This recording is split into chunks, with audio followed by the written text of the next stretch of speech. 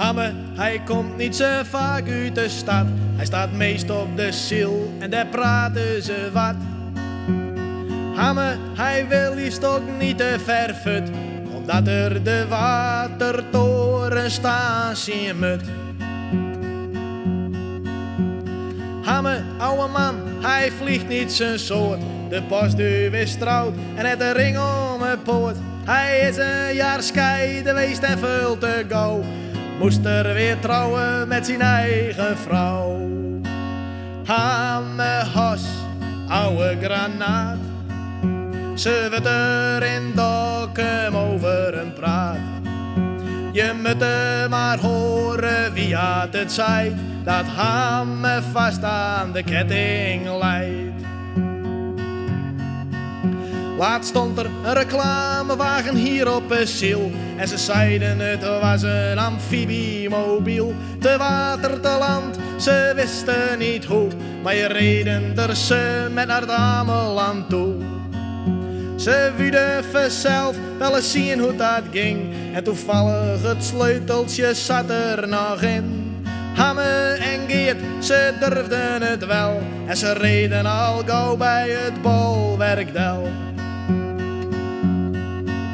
Ze doken midden in de ploem van de gracht. En alleen om te zien, al was het een pracht. Ineens riep Geert, ik krijg je naar de poort.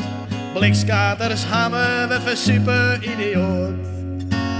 Hamme Hos, ouwe granaat. Ze wordt er in Dokkum over een praat. Je moet hem maar horen wie had het zei, dat Hamme vast aan de ketting leidt. Rond oude jaar had Dokkum de loop, op Hamme zijn winkel met vuurwerk te koop. Ik weet niet hoeveel had Hamme verkocht, maar wel dat hij graag een aansteken mocht. Ze kreeg hij als demonstratie op straat, een gillende keukenmeid aan de praat. Die scoorde de paakhuisdeur in zijn vlucht en nam Hamme zijn voorraad met in de lucht. Hamme Hos, ouwe granaat.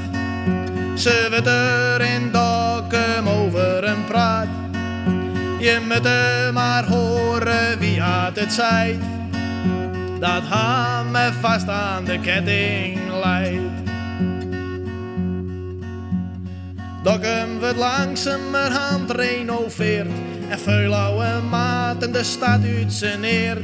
Ze kunnen als Hamme die worden duur in onze griezige hakbalcultuur. Hamme Hos, ouwe granaat. Ze wordt er in Dokkum over een praat. Je moet hem maar horen wie had het zei, dat Hamme vast aan de ketting leidt.